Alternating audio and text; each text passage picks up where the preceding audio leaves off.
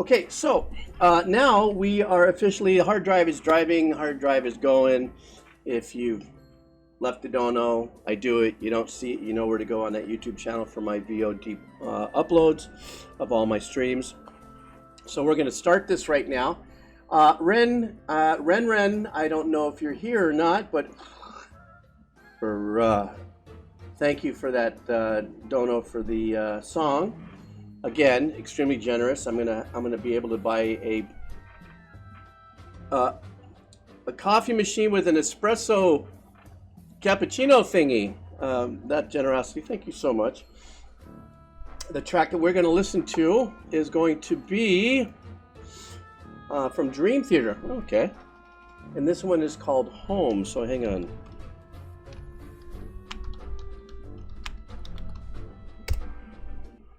So we're going to do that. This is from 12 years ago.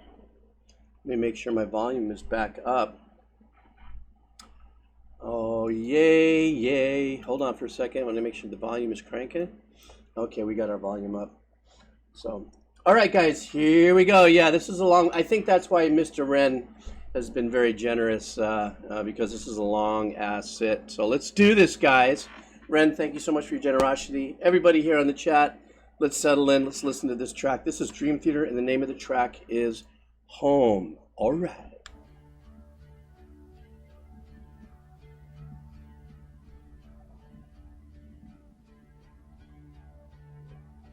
Starting off kind of soft.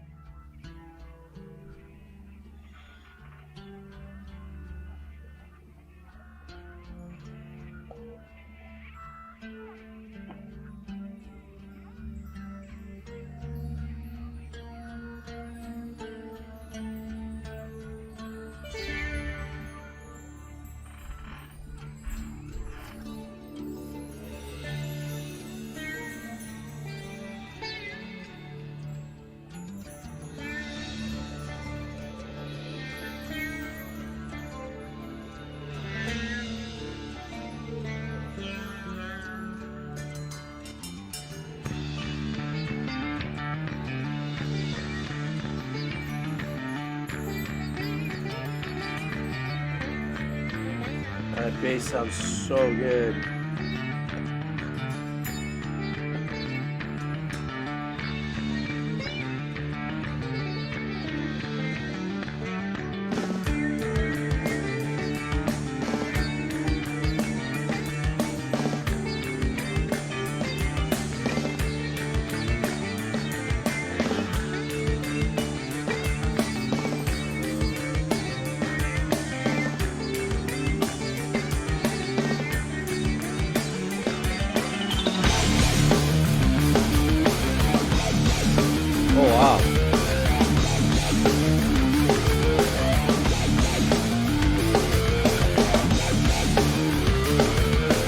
Wow, this is a real throat punch.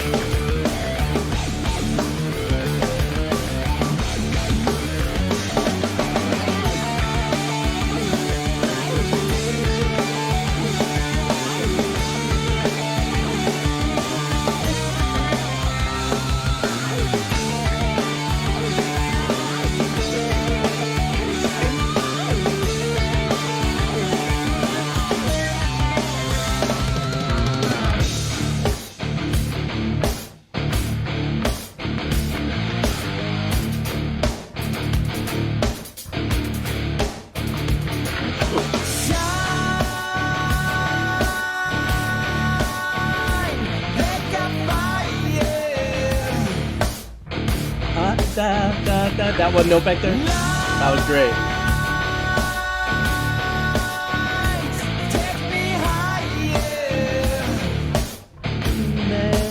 I love that.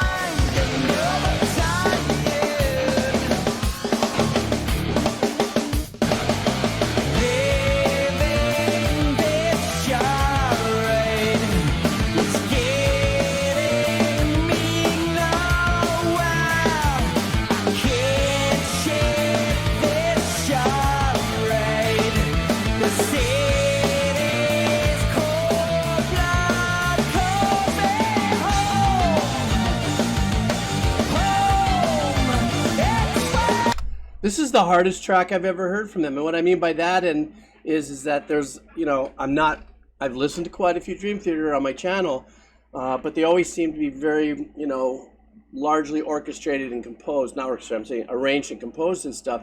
This one has a little more like meatier, ballsier kind of approach to it. Along with the darker aspect of the riff, along with this kind of Indian Hindu kind of vibe that's definitely going through this whole thing. But it sounds to be the more of the ballsier tracks from Dream Theater. And I don't know, for those of you who are Dream Theater fans, I don't know where it sits in that. But it just adds, we're only a third of the way through, but I just had to chime in that this is probably the very first one that has leaned into more of an organic, darker metal kind of vibe, and not so much with the glowy, glammy synth or a lot of movement in its arrangements that are happening. This song is really giving me an opportunity to settle into the groove and get into the whole fix of the track. Oh, it's an early album, okay. So then who would be the drummer on this?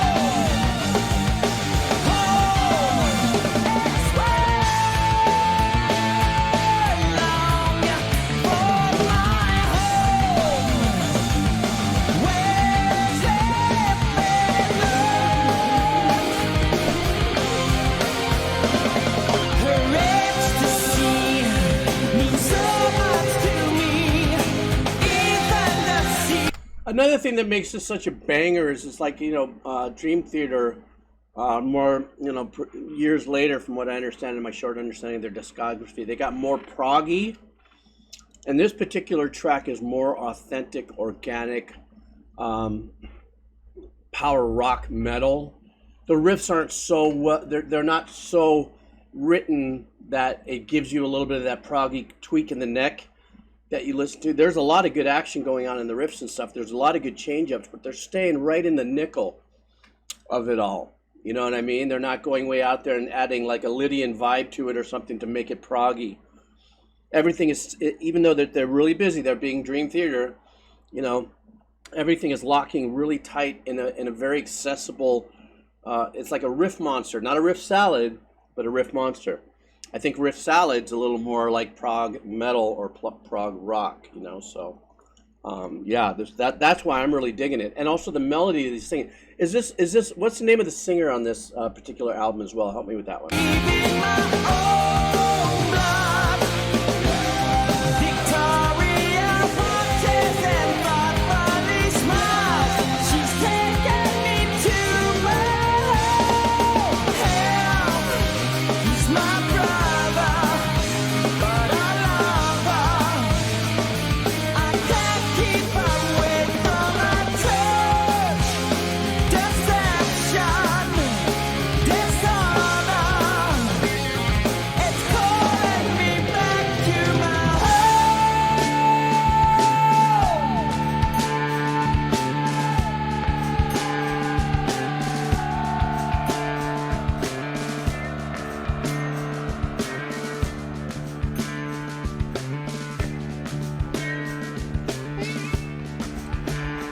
I love this section.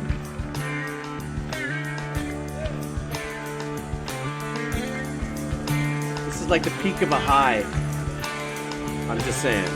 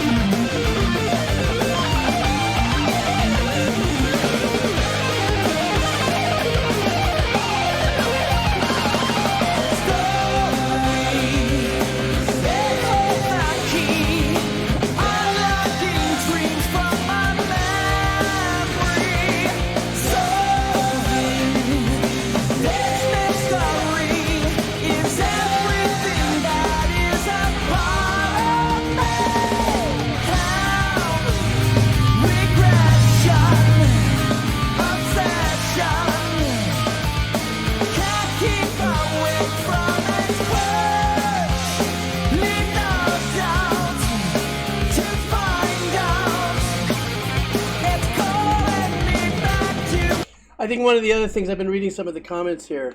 One of the things, when I asked about who the lead singer was, if it's the same lead singer that Dream Theater has had through all the albums, the reason why I asked is because the more later albums, the lead singer seems to have more of an 80s vibrato in his voice that he digs in fairly quickly as he's holding his notes and stuff, whereas the notes here are being held out these are like, half notes and stuff like that, some whole notes that are being held out without a single ounce of vibrato. So I thought maybe it was a different singer. But now if this is one of their very first projects, which was many years ago, then everybody was a lot younger then as well. So voices change as well. Also very unique to learn that Jordan Rudess, I thought somebody had told me once that there were two keyboard players at one time, not at the same time, but I think Jordan came in a little later. So I don't know how many years Dream Theater has spanned in their discography, but that's what I was picking up out of the performances and stuff. And especially, like I said, even when I'm listening to the solos and stuff, both key and guitar solo, it's not leading out into these other modes that make you feel like it's going outside of the box, that give it a prog thing. This is a brick wall constructed of really powerful, palatable riffs that are going on there, and so that's just what I'm getting out of this. It's just more the more throaty, organic, raw metal kind of vibe with this track.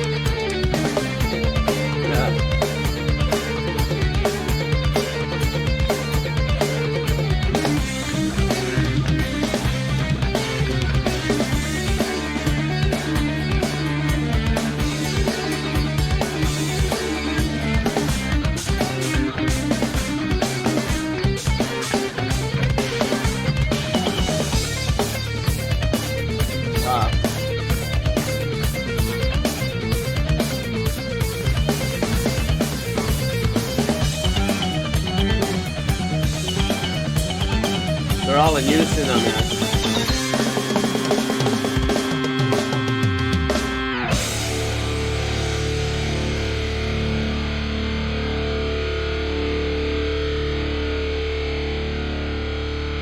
I love that sound of the tubes unsaturating. What a huge listen. That was long. Hi, Ren. Yes, I'm sorry. I started actually about an hour and a half ago. And you're coming in halfway through yours. But do not fear. The hard drive is on, and it will get uploaded onto the YouTube channel. Thank you for that. Yeah, my overall response to that track is that it was, I guess everybody might consider this too, as if you're a Dream Theater fan. That maybe this earlier works were a lot more, I'm going to say it, a little bit more into the feels, up for the tracks. There's great tracks that they blaze and light up all the way through their career, all the way till now, but there's something about this one. And I think it also because it was kind of stuck really close in the pocket of that Middle Eastern, India, Pakistani, all that kind of vibe, percussively using the instrumentation and the melodies of that region. Let's just say, keeping those nuances in play throughout this whole track, to me was like kind of keeping a ceiling on and kind of keeping it in a zone where it didn't creep way out there. It could have gotten way out there, prog rocky, they really could have taken it, but they decided to stay in a pocket and really drill it home all the way through. And also I'm listening to the tones of the guitars, which are a lot different than now, but but then I had to ask. That's why it was. So now I know it's Mike Portnoy. It's the original or the singer. Now somebody told me that, or Ren had mentioned that the singer had gone through an injury. So maybe post-injury, he does a little bit more of that 80s rock to release a little tension on his vocal cords, the rock vibrato, which would be something like, da, you know, that a little more thrown out there, where there was barely any in this. That's why I went, is that the same singer? So that, you know, I can imagine how he would have blown this out if he's doing this his whole life. I mean, there's very few people like Steve Tyler from Aerosmith that can still be, you know, punching it out there without any nodes or any throat surgeries or anything of that nature. But that was an absolutely ball blasting track. So thank you so much, Ren.